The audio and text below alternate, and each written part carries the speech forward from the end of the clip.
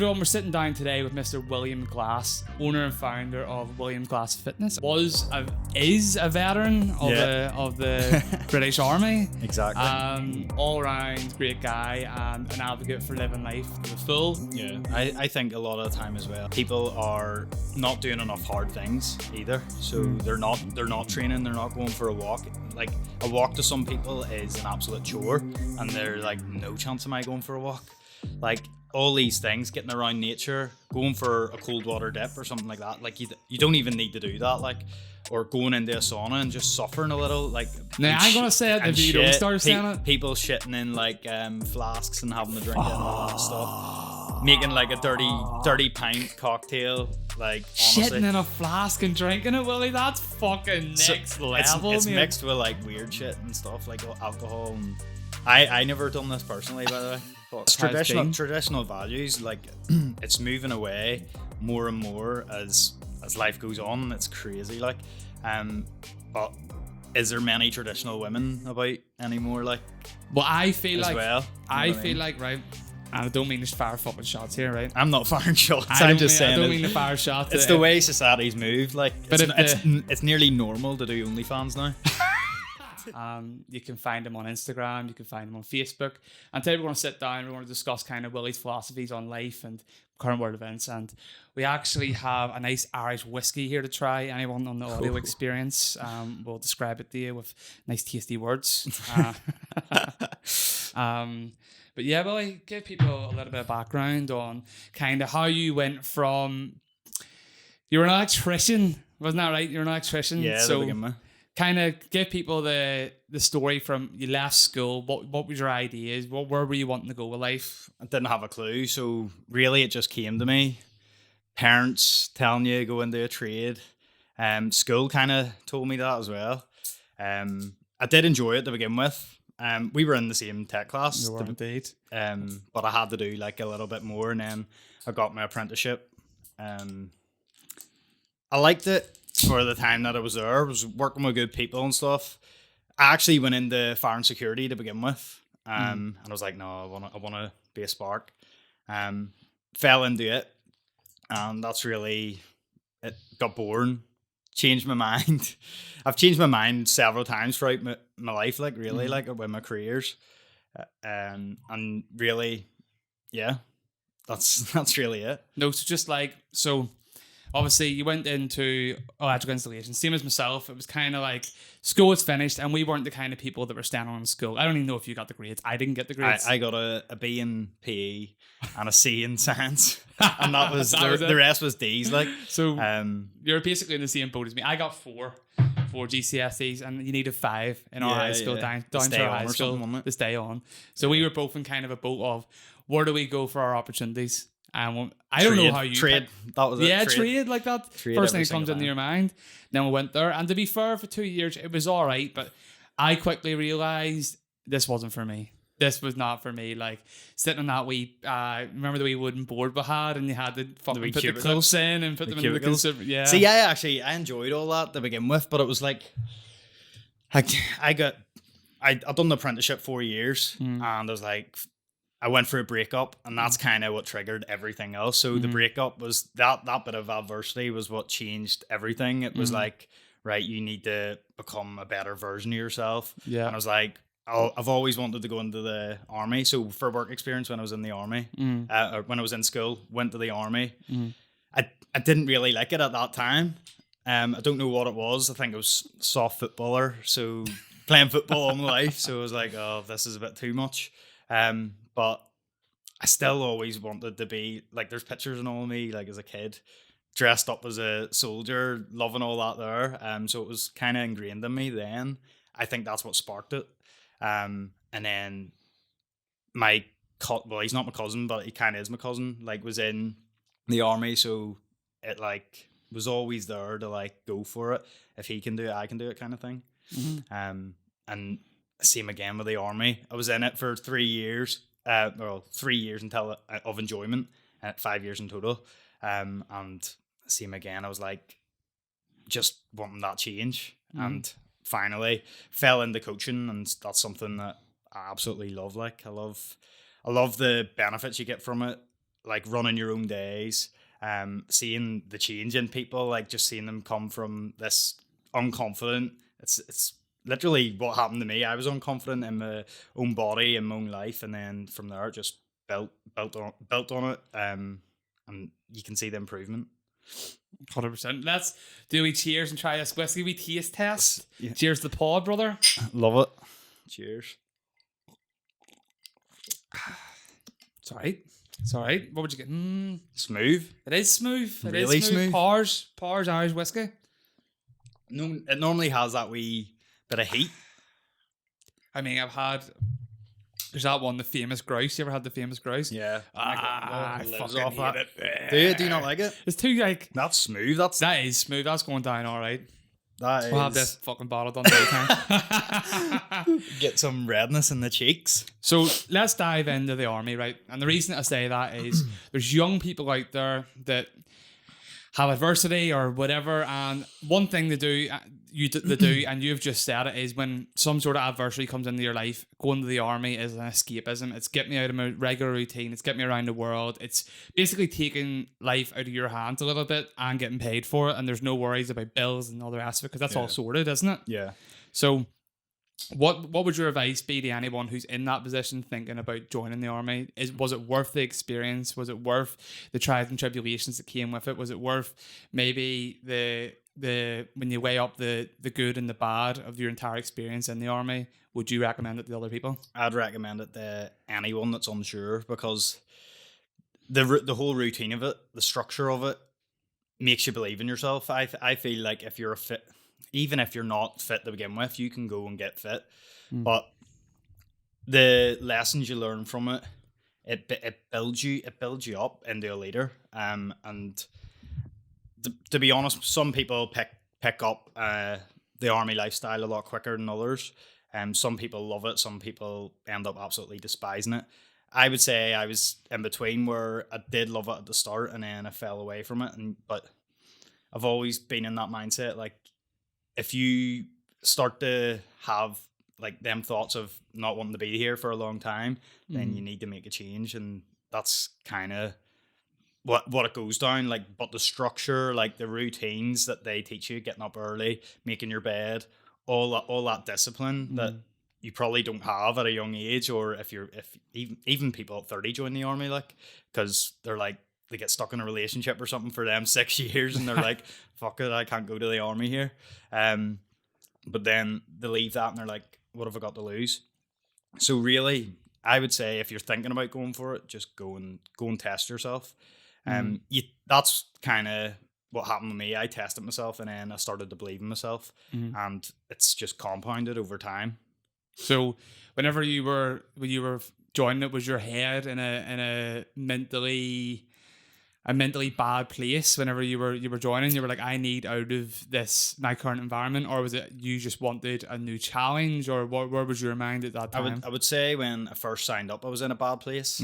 I was just not feeling, I don't know how to put it, like not feeling myself. Probably in a down place where you're overthinking things and you're like, am I worthy of this? Do I want to be a spark? You start asking yourself all these questions, but it all stemmed from having that pain of the breakup and then making that decision to join the army. So I quit my job as a spark, went traveling to Asia for 2 months or whatever it was, came back from it and was ready to go to the army. So I timed it like perfectly, had to sell all my car and all that sort of thing. But when I came back, I'd saved all that money to go traveling, came back with like £1,000 in my bank account, and I was like, right, you need to just go all out with this army life now. Yeah. And so you were saying there that mentally you were in a bad place with a break. What age were you whenever you joined? 19, 20. Yeah. So 19... Was it 20? Maybe it was 20. 20. So that's kind of late, obviously 19 and your 20, late teens, early 20s. Do you feel like the older you've got, the more mentally resilient you've got, like almost like building callous in your mind towards anything that can internally affect you from the external, like relationships, people betraying you, whatever? Because I mean, I personally, after reading Marcus Aurelius's book, Meditations, I try and think of it as any kind of really bad time in my life. I see it as like a mental callus. Like that's something that's made me stronger, you know, almost like doing a workout. Yeah. Because now when that comes back around, I'll be like, I'll know how to handle that. Yeah. And I try not to let things externally stress me out as much, even though they still do. That's just life. Yeah. But like I won't beat myself up over it, and I won't like be making myself feel bad because, for example, Georgia says, fuck knows you're getting a little fat. I'd be like, right, sweet. I'm probably getting a little fat. But like I won't go fucking cry. But maybe when I was like 19, like, what? What are you talking about? You know what I mean? It's one of them things as well. Like even when it comes into coaching, like someone might experience that and they can react positively, or negatively. You know what You know what I mean? So if they react in a positive way, they're going to make that change and lose a few pounds, feel better about themselves, or they're going to react in a negative way and they're going to let that drag them down even further. Maybe go, fuck you, I'm going to just order a takeaway here and eat more. Yeah. Like it's the person that you are. Whatever way you react to adversity it's down to you, really. It's your choice. Yeah, so going back to that, so during that period and now in the 6-7 years, do you find yourself a more mentally strong person in terms of if you were to get in another relationship and something went south, do you feel like you're able to handle that better, or, you know, give us your experience there? Yeah, I'm not really looking for a relationship, if I'm honest. If it happens, it happens. But I'm kind of working on myself at the minute. Yeah. I feel like I want to be like a provider. Yeah. So if I'm not in that like financial state, like mentally, 100% I'll be able to deal with it. I've dealt with it time and time again, and it's just you learn from every piece of adversity that's ever happened to you, and I feel like you get them lessons through life to teach you like things happen to you for a reason, like, and I've always lived by that. Like, well, I mean, anyone who's been great in the written history, any great person in written history has had trials and tribulations. If you're fucking brought up in a bubble, you'll get fucking ate in the real world. I don't care what people say about the world. The world is not a nice, safe, special place for everyone. The world is fucking dog eat dog. So if you're not 100%. Willing to eat that other fucking dog, you're going to get ate like a little bitch. So that's how I see it. You need to be strong, mentally resilient, and receive a bit of fucking bullshit in your life and get through it. Now, I was speaking in the last pod and the pod before that about like when you're a teenager or when you're young and dealing with mental health, because obviously when you're young, like things just feel like the end of the world, mate. You know what I mean? Especially nowadays, but I think young people nowadays are a lot more sensitive than we were, like, but even the generation before us, they probably looked at us and thought, fuck me, they are weak. Know what I mean? Yeah, well. You find that tough. Yeah, well, we didn't get whooped. We didn't get fucking beat up. Beat up was fucking cut out for our generation. Nah, I got hit, like. Sorry, Mum. Right, well, most people fucking didn't get a whooping. It didn't do me any harm, like, but I don't think it does anyone any harm. Yeah. I won't do it. Not a complete beating, like, just like if it was bad, like spanked. Hit, yeah. Fucking hit. RKO'd, fucking elbow drop, right, you eat dick. No, but like going into the new generation, I don't want to shit on them, to be honest, because, you know, I'm gonna be an old fucker one day and they're gonna be younger than me. But this whole generation seems to just find problems with everything, man. Everything. There's a label for everything. Everything. Everything. You know, we have things in abundance in the West. We've got food when we need it. We've got houses when we need them, or if you can afford them. But most people are not homeless. Yeah, you know, we've got the internet. Exactly. We've got fucking luxuries. We're sitting here drinking a nice Irish whiskey that's been fucking bottled since the 1700s. Well, this beautiful setup as well. With beautiful setup, cameras, all the rest of it. And you know what? There's people out there that still find something to complain about. Like, I'm suppressed. I'm suppressed. Are you fuck suppressed? Get a life. Get a fucking meaning. It's a mindset thing, I think. Like, you the need victim's fucking mindset. You need to be aware of what you've got. Like, that's not being grateful for everything that you've got. They're looking at what they don't have instead of what they should have, or what they do have. Sorry, not what they should have. Flip me. I mean, I think in today's society we need to go back to some societal norms, like having a family, being a family, supporting your family, a man being a hardworking person and providing. Now, it doesn't mean a woman shouldn't work, but he should be able to step up if needs be. Because if your wife or your girlfriend or whoever has 3 kids, you know that she probably looks after them children better than you. Emotional, like I know for me, my mum would be the person I would go to before my dad, Exactly. and I think that's the same for like maybe 80% of children, 90% of children. So as a man, I feel like you need to go out there and you need to be that person that might say I need to work 80 hours this week. I need to fucking work 80 hours this week, because that's how it's been. Traditional values. Like it's moving away more and more as life goes on. It's crazy. Like, but is there many traditional women about anymore? Like, well, I feel as like well, I feel like, right. And I don't mean to fire fucking shots here, right? I'm not firing shots. I I'm just saying. I don't mean to fire shots. It's the way society's moved. Like, But it's nearly normal to do OnlyFans now. Fuck, I know you're at the fucking taboo subject right there. How to get rich. Sell your poontang. 100%. Get that on a YouTube title. Sell like fuck. Oh, yeah, but I mean, my saying with OnlyFans is short-term gain, long-term pain. Because see, when your child grows up, because I've seen plenty of fucking mums on it, by the way. Yeah. Because I see it on their Facebook. Like, imagine just banging out in your Facebook. Yeah, come sign up to OnlyFans. I just think of it like, imagine that was your mum. Like, imagine That's you what I'm saying. were us now and you were looking back. You would be The billion horrified. would be You'd be tenfold. horrified. Tenfold. I wouldn't be able to speak to my mum again. Like, once you become a teenager and because obviously as your teenage child, years, you're angry. yeah, you're angry. You would be like, why have you done this to me, mum? Literally, you've caused me a whole lot of pain. But But the I short do term, understand why to do it. the short term gain, Yeah. the money. Yeah. You can always make more money though. So, I mean, the oldest profession in history is prostitution. Yeah. That's exactly, a fact. The oldest job title we have They is don't really look at prostitution. it like that though. I know, but it is. And- In a way, Yeah. it's online prostitution. You're not getting the physical feeling of someone hitting the walls, but at the same time, somebody's imagining they're hitting the walls and they're seeing the bits and the bobs and all the rest of it. And I just think it's sleazy. Again, if you're never going to have kids, you're going to be a single person that maybe hangs around. Or maybe even do get married, but the man that's understanding to that world. Yeah. But for me, if you have children, it is cruel. It's cruel to have your child be able to see certain things that society will shit on him for. You know what I mean? Because definitely. like Setting them up for failure early on, I think.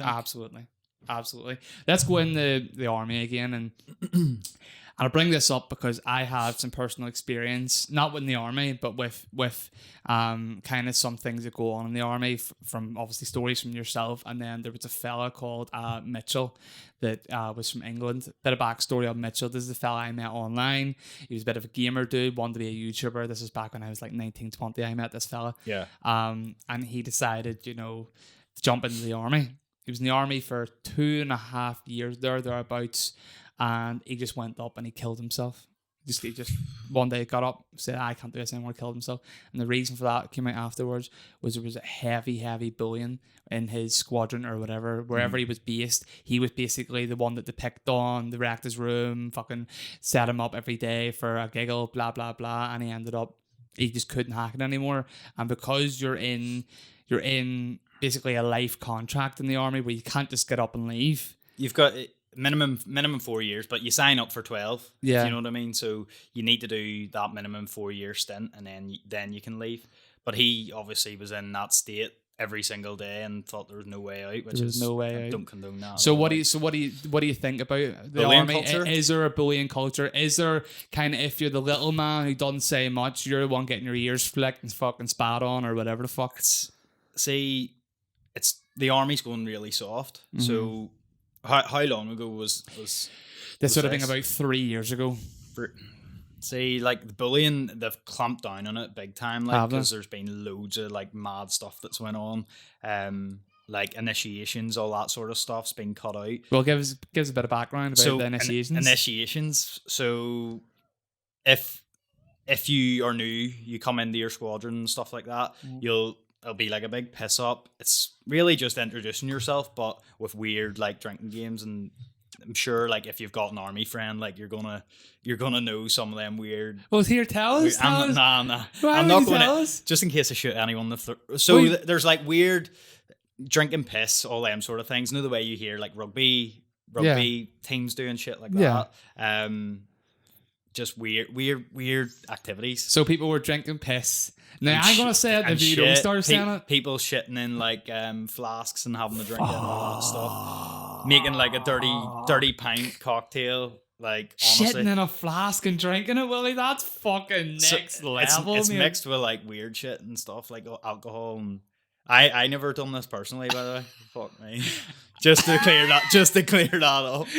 Holy fuck, man, that's the next level shit. Yeah. There's worse than that, like, but I'm not even going into it. Well, I know one, right? So my friend, not going to mention his name because it was a bit of a sad. Yeah, you probably know. Let's not mention his name though. Yeah. But there was a bit of a story with a mutual friend of ours, and he was in an initiation type scenario, and it was called mortars. So they went out on mortar training, and for anyone who doesn't know what that is, it's a big fucking massive explosive fucking rocket thing that goes down the big tube and it fires off ballistics. And during mortars, they were training all day on their mortars, but at night there was an initiation that was called, quote, mortars. And some guy gets naked on all fours like a fucking dog. And all the fellas, there'd be fucking 50, 60 guys in the room, including high-ranking officers, which brought this certain section of the armed forces in the disrepute. I don't know how this was allowed, like, honestly. And they put up a mortar in this guy's fucking asshole. Now, to me, that's super fucking gay. Super 100%, fucking gay. 100%. That's super gay. It's weird. And then... I don't know how how can you even do that to yourself? Like, If I was in that same position, I would have been swinging left, right, and centre. There would not be 100%. Anywhere near my bumhole. Like, no chance. No chance. That's what I'm like. But the way he explained it at the time, and even there was none of that weird afterwards, stuff in mine. Like it was like sliding across like the tank park. They would oil up the floor and stuff like that. Slide. Was that for mortars? No, that was like another initiation, and you would like skip along the floor and go into like gravel and you cut your back and stuff like that. People will be naked doing this, like right. Or like belts across the back. That was another one. Like going through like a tunnel and getting like a birthday beating. Like a birthday beating, but you're naked and some fucker sitting there shagging you. Steaming. But all that weird stuff like is out now. Like bullshit, it's out. It's maybe in like, but really hush hush. But it used to be like videoed and all. And what happened was there was something that went on and it got leaked to the press. Are you talking about the story that I was talking about there? No. The way it got leaked to the press. Did it? Yeah, it got leaked to the press. But yeah, it got leaked to the press. People flipping got bust, like, and bust is losing your rank. Yeah. Or some people end up getting fucking fucked out for it. Yeah, so with him, he was the guy in the bit. Now, he says this isn't gay. And it is gay. He is a super straight guy, by the way, just for anyone listening. But it's a gay experience. It's definitely, it's like pseudo not gayness. And there's nothing wrong with it being gay, by the way. No, I'm not saying but don't shove mortars up your ass. But in a room full of hyper masculine men, but like if you fucking said to them, are you of the other persuasion, they would go fuck no and try and fight you.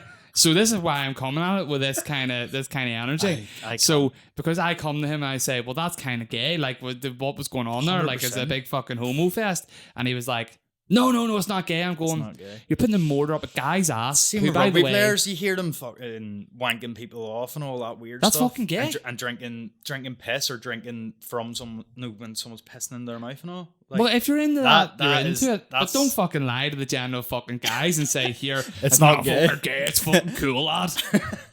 You know, that to me is fucking weird as fuck.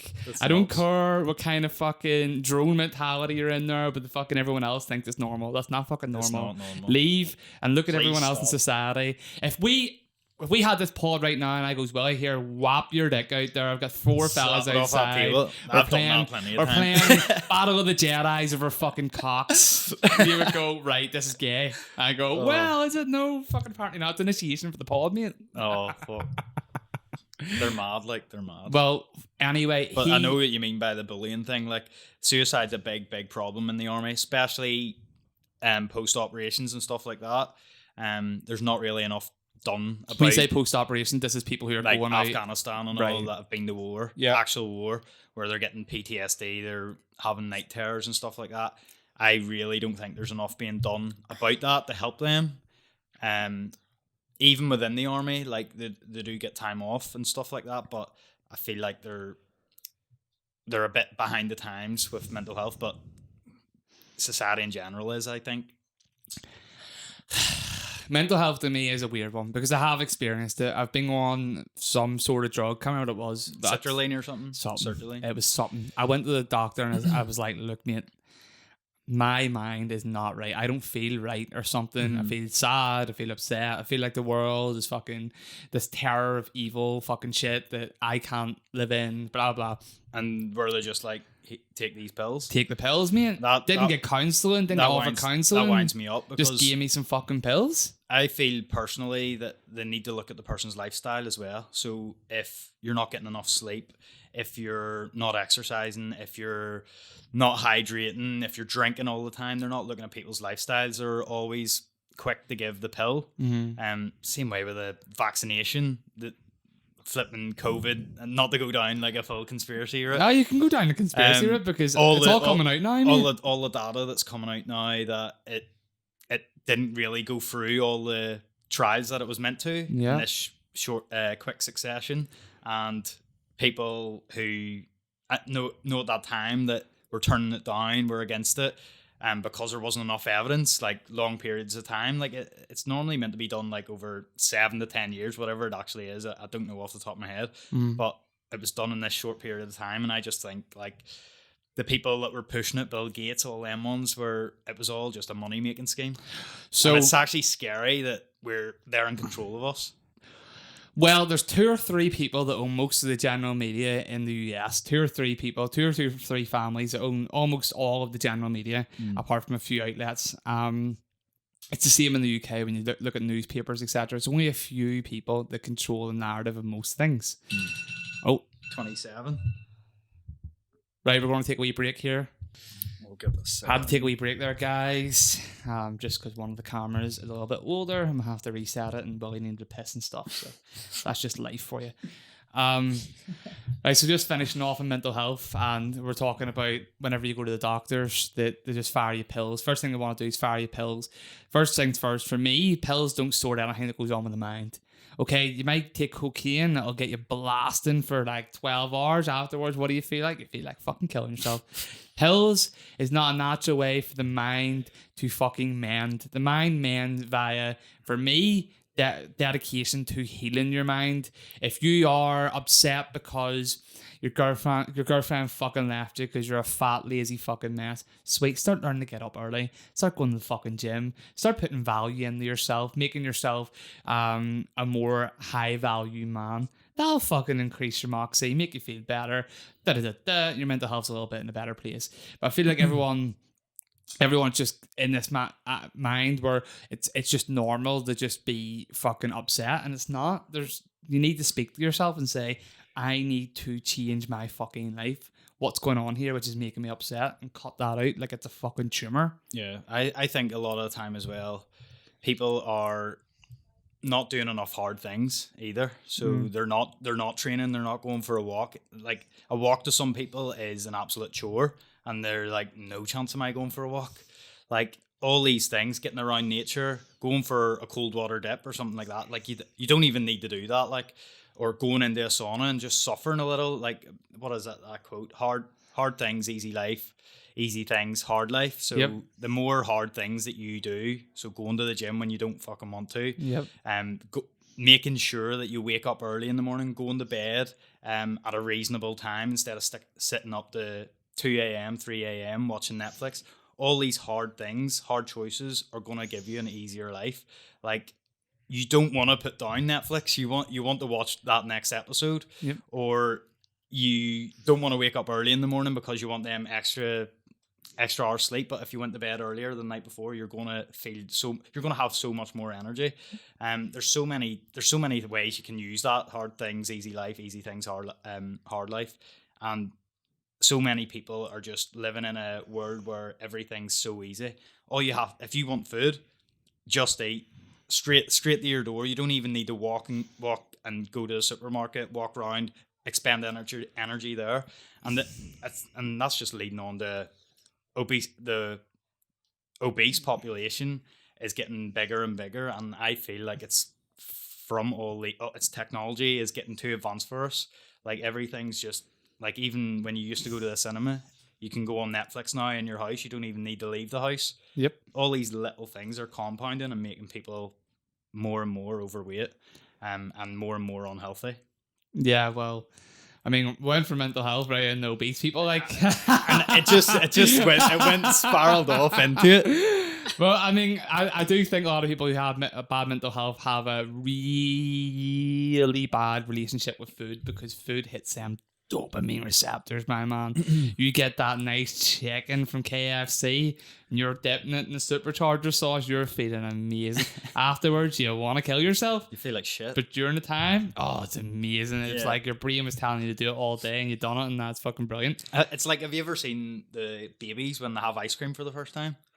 Like, well, I mean, I've got popular and they're like, oh, 100%. The sugar in it, they're just that just reminds me of like any like highly palatable food that I eat. I feel like that in my head, and my brain's just like that. Give me more of that. Like I could just eat and eat and eat. And studies show like if you eat a highly palatable food, you're gonna just keep on fucking eating. Like highly processed foods, more like, I think it's actually designed in the way to make you want more and more and more. Like a Dorito chip, it's programmed in a way for that crunch to just set something off in your brain to be like, fuck me, that flavor from the Dorito, from the flavor, on the Dorito, and then the crunch of the Dorito. I think it's just all of it's manufactured in a way to make you want more and more. I totally agree, especially McDonald's.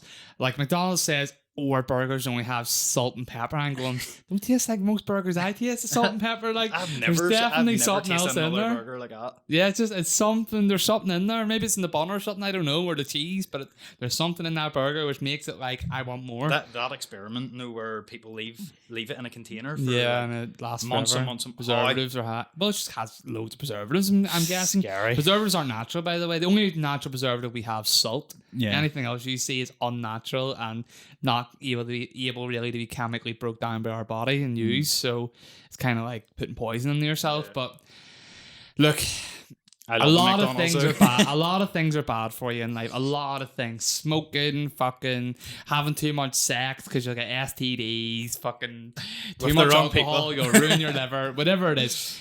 Everything in moderation, including moderation. That's what I try and do. Like, okay, I haven't been restricting my calories enough, and I know that, so I've started doing it in the past few days. Like today, I've only had around about 900 to 1,000 thereabouts, and then I'm having a few drinks now, so it'll bring me up to around about 2,000, 2,500. But yesterday, I knew I was doing this. I only ate 1,000 yesterday, so I'm calorie banking. Yeah, I'm eating 1,900. See if you're ever doing on like. This is for me. People create that doing that create eating disorder. Honestly, like so it can do. So whatever your like normal calories are, if you're banking, I would only pull it back like by 200 for like over the space of 3 or 4 days. Like some people do it over a week, like 5 days for like a social occasion on Saturday. I would never do it like by like 800 calories because some people can fast. That's what I'm doing. I'm in the way people do fasting and stuff like that. Like the fast for like 5 days, 3 days, and all. And I honestly don't know how to do it. I'm gonna try and test myself. You should. It's good for you. I do intermittent fasting, like which is fine. Like that's what I'm doing at the minute. I live like that anyway. That's the way I eat my first meal like 10:30, 11 every single and stop day. Eating what, like 7? No, that it would only be. So my last meal would be about whenever I finish work. So it depends. It's either 8:30 or 7:30. Yeah. So in the round there, I have my last meal and then go that way. So the next day, it's never like, it's just time restricted eating. Like there's no special reasoning behind it. Like I know people talk about longevity and stuff like that, but you literally need to be doing it for days. Yeah. You need to be doing it for days to get them benefits. So for me, I'm having trouble at the minute with my bowel. Like just digesting food. I feel like I'm constantly digesting food, like 3 meals a day and then snacks or whatever. I feel like my stomach's like, yo, you need to calm down with how much food you're putting in your stomach here. Like the calories haven't been super fucking ridiculous or anything, like around 2,500 to 3,000. I know that's probably higher than what I need, which is why I'm like, What is it? 2,500? the 3,000. Yeah. You're eating it in around maintenance, or surely what do you weigh? Like, So I'm 88 kilo at the minute. yeah, I'm 81 and my maintenance is 2.6. 2.6. Yeah, so your maintenance is probably a little bit higher than mine. Know what I mean? To maintain that weight that you're at now. But I don't want to maintain the weight I'm at now. if you want to cut down, you want to go into a deficit. Like. Yeah, so Yeah. You've done this before, like. Yeah, so I'm trying to do 1950 is where my special happy place is. If my maintenance is, say, for example, 2,700, that would be 700 calories under maintenance over, say I can even do it for 10 days and maybe a slightly go over. You know, that there's banking me 7,000 calories. Many calories is it in a pound? 3,500, yeah. Yeah, so there would be 2 pounds of fat dropped off me. That's what I'm trying to do. You're trying to aim for £2? I'm per trying. week? Oh fuck no. Have you ever looked at it as like a weekly average? So I have got Happy Scale, and Happy Scale Scale's shows your average moving weight. That's the best one to use. Yeah, Happy Scale, yeah. I So think. I've been trying to use Happy Scale, and I'm not like trying to get shredded. I don't need to be shredded. I don't sell my fucking body. You might need to get shredded though. You get fucking shredded and then people know it's I've done possible. it. I've done it once before. I'll maybe do it in a year or so's time. Yeah, but it's like fucking I want to build hard, mate, muscle. surely. It is hard. I done it for 17 weeks for that photo shoot that I done, and I was so focused though. Like honestly, see, I booked it on the November and done it on the May, so I didn't start cutting until about February time, and just having a coach on your shoulder as well, like. Because there's times where you slip up and stuff, and he's just on you. Like Ben Heron was next level, like for me. Yeah. Just for the moral support, like actually just saying, listen, you slipped up, get straight back to it. I learned a lot from him. Yeah. In regards to like that whole process, the way he took it. Well, you're saying there about eating disorders. I agree with you in terms of people who have no experience with playing with their body. The reason I'm doing this is because I find that it's what works best for me. I'm one of these people, right? And I fucking know this, that if I try and restrict myself to 1950 on a normal day, like eating from the second I wake up, getting a breakfast to the end of the night, I snack, mate. See at the end of, I'll go to bed 11 o'clock or so, half 11. I'll go to bed 11, half 11, and see like 3 a.m. I'll wake up and be starving and come down here and eat a chocolate bar. Yeah, I can't do that. 1950 is probably low for you as well. Is it? Yeah, I would even like last time when I started, I was on 2,200, and I was losing a pound a week for about 8 weeks, and then Well, maybe if I'm eating 19.5, I'm shutting my metabolism down then and going into starvation. It's not that. If you're eating like 19.5, you'd be losing drastically. Like I'm fucking not. Well, Yeah. I'm eating 19.5 Yeah. and I'm tracking it. how long have you? I've only now let's be. Last time I done it for about 45 days and I only lost kilo and a half Over the whole time? over the whole time. I didn't think that was enough. And were you tracking literally dialed in? Everything. I was fucking tracking my fucking sriracha sauce. I was tracking everything. Now I know that you might think that's Sriracha absolute sauce is bullshit. nothing, like. I know that's why I try and use it because it's like So it's just good. chilies. Have you tried the sriracha mayo?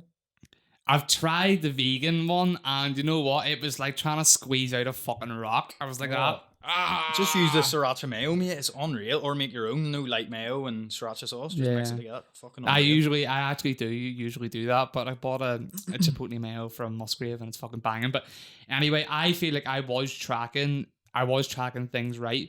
Maybe I wasn't training. I wasn't training hard during that period. If you're tracking everything right and your expenditure and all's bang on, do you track steps and stuff like that? So I usually wear a or do you Fitbit just and do it cardio? does. It And see them Fitbit and all. See if you're like moving about. I find they track steps. Oh, You're still yeah, moving. yeah, like yeah. you're still going to be increasing your need because you are like expressive with your hands when you're talking and stuff. But see, like just making sure that you're hitting your steps, and or adding in some cardio there, Yeah. and just aiming between. What do you weigh yourself in? Pounds or Kilos. kilograms? Yeah, so anywhere between 0.5 and a kilogram. Slow and steady. Take it slow and steady. And honestly, like if you're bang on with that, you'll lose like a kilogram to 0.5 per week. Like doing that, like I agree with you. I do agree with you, but I do think that if you go, so if you're saying that your maintenance is 2,600, you're 2,200. Oh, my maintenance is 26. Yeah. When I last, so 26, take away 500 now roughly, you're going to lose what, a pound a week. Thereabouts, right? But I feel like, where I made my most progress, so this is where my mind goes. So whenever we were in lockdown, just before lockdown, I reduced my calories in 1,900, and I dropped not much weight, but I could see a physical difference. Like I was dropping a wee bit of weight, and then I was maybe nudging up, and then dropping a wee bit of weight, and then nudging up a little bit. But my body, like I felt great myself. Like I could see that there was definition coming in my stomach. Recomp. Yeah, it was like more a of a recomp. Recomp. So when you're more at recomp, that means you're more like in a maintenance. So you're developing. How the fuck can I give you a maintenance? You're 1950. Unless I'm binging at the weekend. Unless you've like. Yeah, like so, and it's over a 7-day period. You need to look at everything. Yeah. Another thing, I would say you're quite highly stressed as well.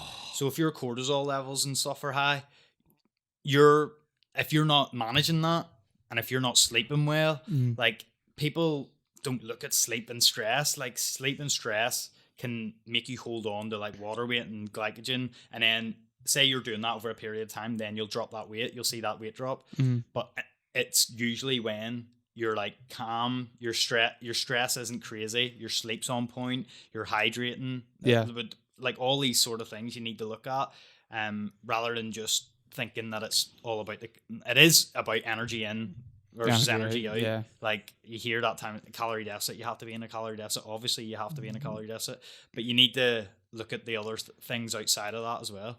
Well, see, just you going in the calorie deficit, it gives me PTSD of every fucking TikTok and Instagram reel ever. Like, this is the problem I think with the fitness industry at the minute is there's a finite amount of information you can give out, and I feel like everyone's pumping out the same info, and now even the most common as muck people have heard of certain things that is mentioned in the fitness industry. So I feel like now it's like almost like, right guys, can you just speak in normal fucking life terms? Like, right, okay, I understand I need to do this and that, but how do I go to fucking work in Belfast and find something to eat that I actually want to fucking eat and go to the gym and make time to go home and stuff like that? You know what I mean? And anyone, I would say, would be the plan in advance. See if you know that you're going to be eating off, like say you're with a coach and they've got a meal plan example, different examples. Surely they should have loads of different examples for you. Not every coach is going to run it like that because some don't even touch nutrition at all. But if you have a meal plan and you know you're going to be eating off that plan, all you need to do is plan in advance. So get on MyFitnessPal. Like say you're going to get a sandwich or something like that, scan it in. Eating on the go is if you know what you're getting each time. So have a go-to. So get your protein source first. And that's, once you get that, like everything else will fall in between. So some fruit or something in there. Even you could even just get a protein source, massive salad, throw that meat in there, bring your sriracha sauce with you, fire it in there, have some fruit at the side of that. Or if you want like a bag of flipping low calorie crisps or something like that, it's just making it work for you. If you know before you leave the house that day that you don't have anything prepped with you, I'm going to go to this shop and I'm going to get this and this, it's going to keep you on track for longer. A lot of people feel overwhelmed with that because they don't plan. Like overwhelm is caused by thinking on the spot and you're using energy thinking. But if you sit down the night before, right, I'm gonna be going tomorrow, I don't have any food prepped, I'm gonna go and get this.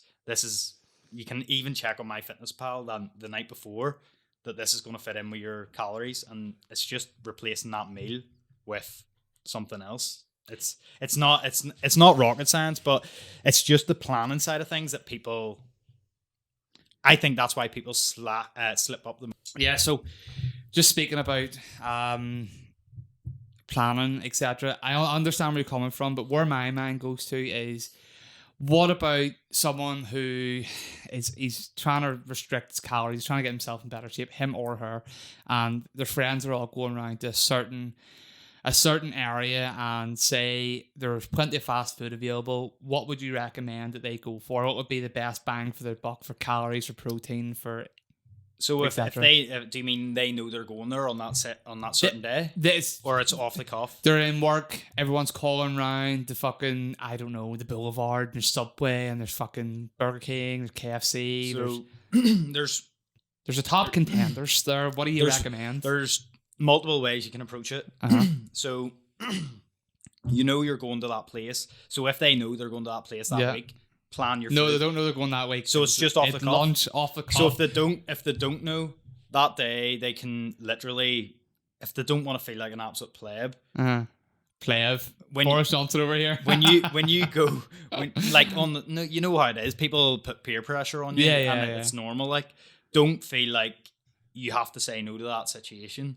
Like, one meal isn't going to flip and fuck up the whole process. Yeah, it's just going to slow it down a little. But what do you recommend? What's like the best? I recommend to get. So you look at your protein source first, and then you want to look at non-starchy carbs. So you could get like a steak with a load of veg, and that way you know that you're getting a high protein, nutritious meal. But if it's like a pizza or something they're ordering, all you're getting there is carbs with a little bit of protein. So at least it's natural. It would be. It's natural. I know, but if you're wanting to, if you're like goal focused, you're not going to think about that. You're going to think, right, where's my protein? Where's my veggies? That's going to give me micronutrients and make me feel good. Yeah. And the one that fits best. So I know I'm saying steak and veg, but you could look at something else and be like, right, that's high protein, like a chicken breast or something like that. It doesn't need to be like a plain chicken breast. Like you can have flavor on it. Like, but just be aware, like when you're picking them, that they add like 25% on top of that because of all the oils and stuff that they cook with. So dirty bastards are lying this. Yeah, everyone. Calories is an estimate. Jeez Calories Christ. And everything's an estimate. Like, so it's nothing's exact, and that's what's mad. They're allowed them 25%, 30%, whatever it is, wriggle room, like even supermarkets. Well, here's one for you. So you're talking about the 25%. Some people have certain body compositions which allows them to burn fucking calories like there's no tomorrow. Someone who's an ectomorph is burning calories just by sweating. I still go by energy in versus energy out. It always like it's what about thyroid production though? Yeah, that's going into a different thing. That's like, what I'm saying though. They There's get certain people who just get away. They get medication, fucking eating whatever they want, so that it regulates more. But some people's thyroids is working at a higher rate, or some is underactive, and that's why it still doesn't matter. Like, so even when you're working out your calories, it's an estimate, right? It's an estimate, so it's not exact. So if you're not losing in that first week, on what the calculator says that you use, pull it back by 100, retrial. Don't get like disheartened with a scale and stuff. It's just data. That's all you're collecting data every single time you step on that scale, and just make sure that when you're stepping on the scale, it's the same time. It doesn't need to be the exact same time, but first thing in the morning, after you've been to the toilet, before you've consumed any food or water, and you're going to get your lightest weight every single. It doesn't need to be that way. Like, you could have it after if you're eating the same breakfast every morning, you could weigh yourself after that, but you're just safer doing it on an empty stomach before you've consumed anything, and after you've been to the toilet. And that's just use that, build a habit around that, and then if you haven't lost weight again in that week, that means you're not in a calorie deficit. So pull another 100 calories, 150 calories, whatever way you want to do it. Just don't put yourself straight on 1,000 calories. Like, if you're wanting to lose weight, that is the most stupid thing to do, because your body will get used to that 1,000 calories, and you'll completely smash your metabolism. Like you'll crash it, and you'll get to a point where you need to reduce your calories or increase your expenditure. But I would never put anyone below like 1,200 calories ever. Like I feel like you're starving someone. You're going into starvation mode. Yeah. Anywhere below that, like you're just, and that's usually females are going to be in that lower spectrum. So males below 17, 1,800, depending on what, if they're doing a show or something like that. Maybe. I've never took anyone to a show, so I don't really know. So just the reason I brought that up was we were talking about the 25% difference in what you're actually eating with the oils, the butter, the fucking whatever they're cooking. Oh, that's just to be safe. That's to be safe. So that might not even be the case. It might be the exact calories that they're giving you. That's just to overestimate because you're eating out and it's not you cooking the food. So my mind just went there, but afterwards with people's different metabolisms, because there is people in life. Now, life's unfair, by the way. That's what I said. It's a dog-eat-dog world. Life's unfair. I don't give a fuck if she looks amazing and you don't, and she eats fucking KFC every day or whatever. It's you versus you. That's exactly right. You can't look at them. They got lucky. It's a lottery of genetics and it's a lottery of life. So just what I'm saying to you is that certain people do expend more energy. Just their body just has a different daily way life of as well, dealing like with it. the job that they have. Yeah. All these factors do come into play. But there is genetic markers where there's so many people I know that are so they put on muscle so much quicker, but that is genetics. So genetic markers around flipping the most sexy looking like bodies come from genetics. Yeah. So you're training hard as well, obviously. Yeah. But your genetic markers, like for example, you input food comes in, boom, you eat, and when you eat, your body says, right, don't digest it. We get down to the small intestine, and it goes, right, what do we do with this? Do we keep this energy? Do we fucking get rid of this energy? Some people's body says, we'll take a wee bit and then we'll fuck it all out. So they shit out the energy. It's efficiency, but I think that's it's not efficiency, because see if this was 150 years ago, these people that can't hold fat, they would be the first to die around a famine. No, I think the way they've been brought up, if you know what I mean. So some people eat more food as they're young.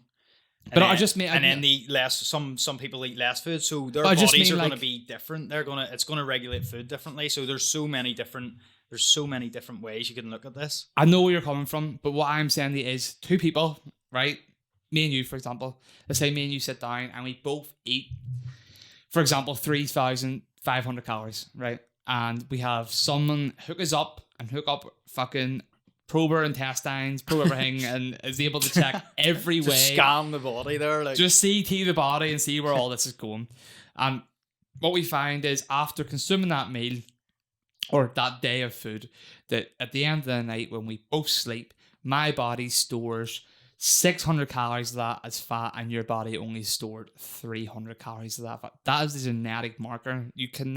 Your body decided you only need 300 calories, where my body says, you know what, the way we have for the past 1,000 years, or however long my genetic markers are going to go back, we would need this, where you would originate from, whereas your body says, we're usually abundant. There's plenty of bananas, plenty of fucking grapes, plenty of whatever. I know what you mean, but that's looking into the micro. 1%. I know it is the micro. Like, overall, if you want to lose weight, and I hate saying it, but it is the calorie deficit. And even if it is, like, if you work it out on that calculator and it says that you're in a calorie deficit and you don't lose weight, you're not in a calorie deficit. It's just it's an estimate. Yeah. It's not that you're lying to yourself. It's that calculator, it wasn't 100% accurate. So you need to just find that point where you're losing.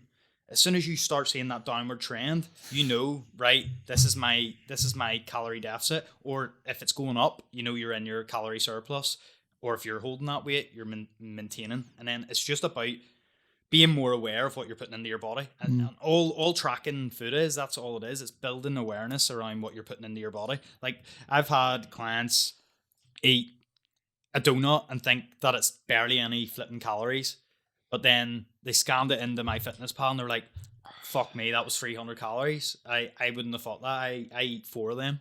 Plugged your I've had dick. 4 of them one sitting. No, know what I mean? Like, some people do that, and it's easy done, like, because it's so addictive. Like, I could easily smash 4 donuts, like, if they were in front of me. So Yeah. it comes down to your daily habits and behaviors around everything. Like, so when people aren't losing weight, I tend to look at their sleep and their stress and how honest they're being with their tracking. They're the 3 things that I would always like look into, and if they are getting their expenditure, because sometimes people only think that they need to be in the deficit with the food, but they're not doing their steps, they're not doing their Very cardio. salutary. No, I don't even give everyone cardio. Sometimes I just give them steps and they're losing weight. It's just whatever, everyone's body's different, like you say, but you shouldn't just look at the 1% as in like, oh, that's why I'm not losing weight. You should just test it out over a longer period of time and until you do see that downward trend.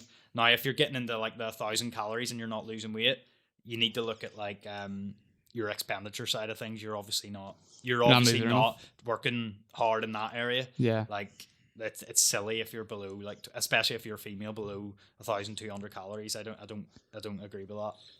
Doesn't make any sense around that. You're starving. You're starving. So let's talk about how you got into this industry and kind of your stepping stones, because there's people out there right now. What I find, and this isn't aimed at you because I think you've done a very good job, by the way. I think you're really killing it. I feel all your content's amazing.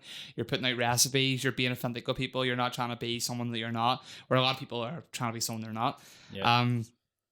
But there's a lot of people who are 17, 18, 19 now who jump in and say they're personal trainers, and they go out there to put out all this content and they realize I've only got one client and I'm going to lose this client and I'll never get another one. Whereas you've seen the crack the code a little bit and you've put out content and you're starting to thrive. What would your... Oh. It's like 12 minutes. Sorry, I'll reset it and we'll finish this question. Sweet. That's still rolling for now, but it's about to die. And that's still rolling for now. Right, let's finish off. Next 5 minutes. Yeah, so anyone who's trying to get in the industry, what would be your advice in regards to actually building a brand and building a business?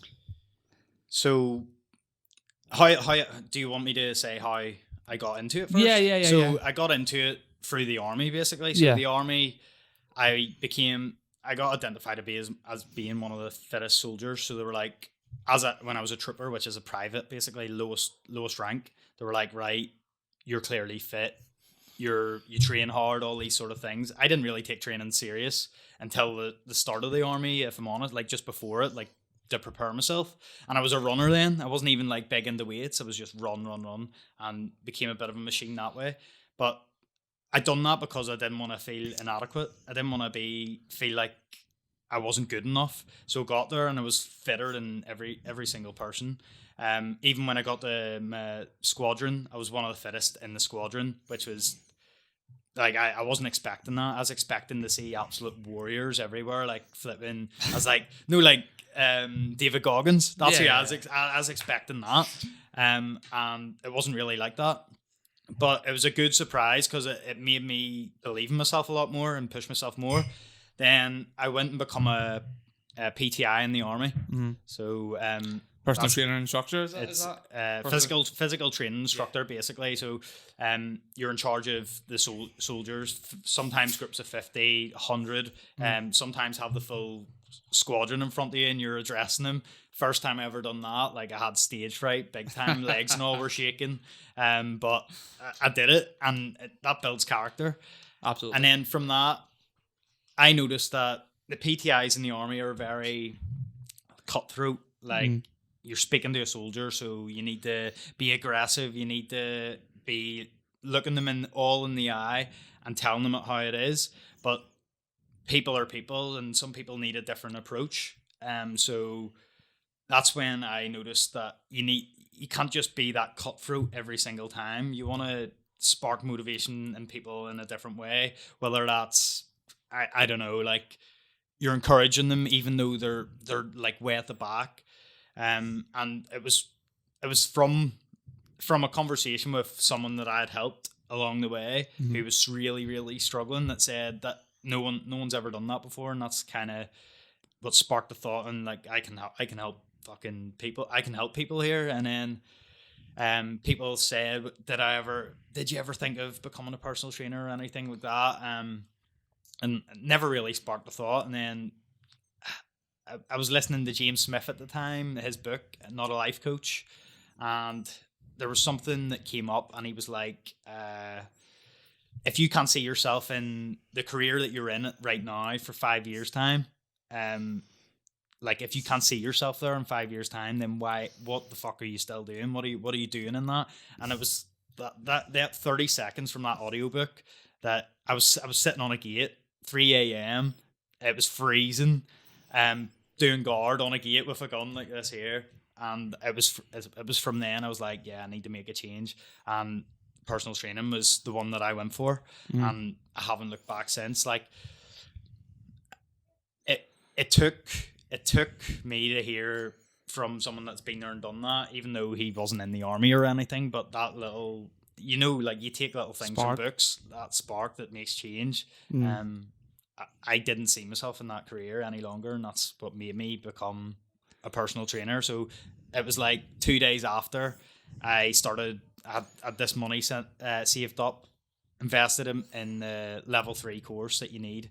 And some coaches don't even fucking have that. They're just online coaches, know what I mean?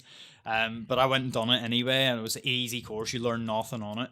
So after that, I had some more money saved up, and I went and done the M10 mentorship, and it goes in depth. And from then, from having my own coach as well, I got my own coach. So a lot of outgoing money, just investing to learn more and more and understand people a lot more. And I feel like when you're coaching people, you actually need to learn how to communicate. I was a terrible communicator, like when I was in the army. Even though I became like a lance corporal, I picked up promotion pretty fast. I still felt like I needed to learn how to speak to people a lot more, and that's a forever learning skill that you need to progress on. But I've got so much better from it, from doing all these different courses, hiring a coach, hiring business mentors, and just having them people there to turn to. I feel like you need to invest in yourself to get you there quicker, if you know what I mean. Absolutely know what you mean. But what about the person who's just started or thinking about starting in this industry? What advice you? I was going off. It's all good. It's all good. That's just how I think. So someone that's just starting. How would you now? You have enough clients to. And this is what I think is very successful, by the way, because 98.5, 99% of the population can't say this, but the 1% can, and you're in that 1% right now, is that your bills are paid from your own work. So I don't know if you're fucking making 8 million fucking pound a month or whatever, but what you're doing is something that most people cannot do, and you're paying your own bills. So someone who's just starting off and they've got the experience, they've got great shape, they've done the MVQ, they've got life experience, they think they can help other people. How do they build the clientele? So you need to be you. You need to literally put you out. Show up in your stories. And now this did not come naturally to me at all. See, the first time I got in front of a camera, worst experience of my life. I look back on it now and like, honestly, man, like I'm embarrassed, and I still know I'm not like really, really good, but I'm developing. I look back to then and I was like, how was anyone ever going to connect with you? I was like a robot. Yeah. The way you say, like, I'm like myself now. I'm not trying to be so. At the start, I was trying to be other people. Yeah. But even with content now, it's like progressing so much more. You have to grab people's attention like in the first flipping 3 seconds. All these little things are skills that you need to learn. But yeah, I would just say be yourself. Put out free information. Yeah. And just try and help people with the most basic level of stuff, and get comfortable with being in front of the camera, because the way society's moving now, you need to be able to show up on video. Like if you don't show up on video, people, and you're just writing posts, people are not going to know you, and they need to know you to buy from you. They need to know you to trust in you. And honestly, like it's hard. It is really, really hard. Anyone in this industry that says it's not hard are ones that are super, super successful with like results and stuff, and they're really experienced. But it is an absolute grind, and honestly, it's the most rewarding grind you'll ever do because it's your work. So what you're saying is pump out content, be relatable to people. Don't try and be someone you're not, aka James Smith, whenever you're talking about yourself or whoever the fuck the influencer is that got you involved in this. And from there, keep going, and you build yourself a clientele. And you just need to be unique. Like, see, putting out that free content, showing your own training as well, like little glimpses of it. You don't need to flip and bore everyone with like flipping 30 videos on your story, but just show your life, show your family. Now, depending on if you want people to be on that scene, like if you don't want people to know about certain people, like your mum and dad, be private. Like, it's down to you what you release at the end of the day. But just literally trust in what you know, and don't try and coach stuff that you don't know. Yeah. So if someone's coming to you and you've never ran a triathlon, I believe that you have to fucking walk the walk before you can talk before you can coach anyone. Like, you have to walk the walk, the talk, before you talk the talk. But if someone's done a triathlon or wanting to do a triathlon, you haven't done one, like, I don't believe that you can coach them through it. You could probably go on the Chat GPT and flip and pick up a program on there, but you're not going to have a clue what they're going to be experiencing emotionally, like what they're going to be thinking at certain times. Like, you need to have been through that experience before you can tell anyone what to do. And I believe there's coaches out there that feel like they can coach people to go and do these things, but nah, you need to reel it in, know what you know, and teach what you know, and just trust in yourself. Like, it's grind. It is a grind. So there you have it from William Glass. Don't try and pretend that you're someone that you're not. Be authentic. Fucking be you, and don't try and reel people in on a fake promise. Right, William, that's us for the video experience. Thank you very much for calling down. Happy days, man. You're a legend.